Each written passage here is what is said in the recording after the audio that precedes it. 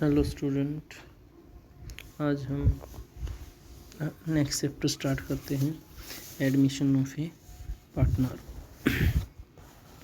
Admission of A partner का मतलब है जब हम पार्टनरशिप फर्म स्टार्ट करते हैं तो हम पार्टनरशिप फर्म के अंदर एक्सटेंशन करना चाहते हैं, किसी नए पार्टनर को एडमिट करना चाहते हैं, तो वहाँ पर हमको कुछ रूल रेगुलेशंस फॉलो करने होते हैं कि एक पार्टनर किस तरीके से एडमिट हो सकता है, और अगर वो एडमिट होता है तो कौन कौन से जो है एडजस्टमेंट एक ऑर्गेनाइजेशन के अंदर, एक पार्टनरशिप फर्म के अंदर की जाती है। इसने लिखा है some time a new partner is needed in to business due to the following reason.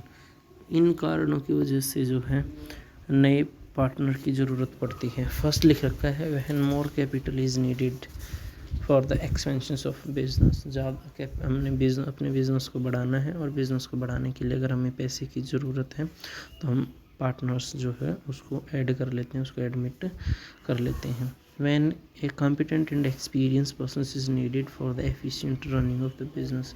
Business को स्मूथली रन करने के लिए हमें एक एफिशिएंट पर्सन की ज़रूरत है, तो उस सिचुएशन में भी हम क्या करते हैं, नए पार्टनर को एडमिट कर लेते हैं। To increase the goodwill and reputation of the business by taking के रेपुटेटेड एंड इनऑल पर्सन्स इनटू द पार्टनरशिप।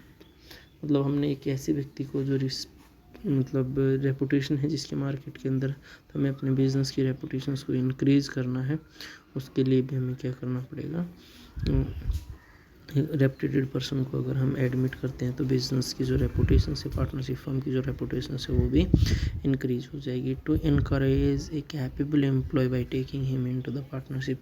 कोई एम्प्लॉय अच्छा काम कर रहा है, उसको हम पार्टनर बना के हम उसको मोटिवेट कर सकते हैं, इनकरेज कर सकते हैं, ताकि वो बिज़नेस के अंदर और अच्छा जो है वो काम कर सके। तो इन रीजन्स की वजह से जो है वो हम बिज़नेस के अंदर एक पार्टनर्स को एडमिट करते हैं। आगे लिख रखा है admission of partner is one of the mode of reconstitution of partnership firm under which existing agreement come into the end new one come into existence. देखो, कोई भी पार्टनर्स अगर आता है, चला जाता है, या जो है डेथ हो जाती है, या फिर एग्जिस्टिंग रेशियो के अंदर चेंज हो जाता है, तो उस सिचुएशंस के अंदर पार्टनरशिप का रिकॉन्स्टिट्यूशंस होता है, क्योंकि पुराना जो एग्रीमेंट था वो ख़त्म हो जाता है, और जो नया एग्रीमेंट था वो स्टार्ट हो जाता है। तो एडमिशन से जो है पार्टनरशिप जो है वो क्या होगी, रिकॉन्स्टिट्यूट होगी, दोबारा से उसका पुनर्गठन होगा। A new partnership deed is prepared at a time of admission of a new partner as the old partnership deed come into and सीधी सी बात है, जो रूल रेगुलेशंस जो हमने पहले डिसाइड किए थे वो ख़त्म हो जाएंगे, और अगर पार्टनरशिप नहीं बनेगी, कोई पार्टनर एडमिट हो जाएगा, तो हम नई पार्टनरशिप जो है वो शुरू हो जाएगी। उसके बाद आगे लिख रखा है right of A new partner. जब कोई पार्टनर एडमिट होता है तो उसको जो है कौन कौन से राइट जो है वो होंगे वो लिख रखा है। सबसे पहले लिख रखा है new partner get the following two rights. Right to share future profit of the firm, मतलब इन फ्यूचर जो भी प्रॉफिट होगा उसमें उसको बराबर का हिस्सा मिलेगा।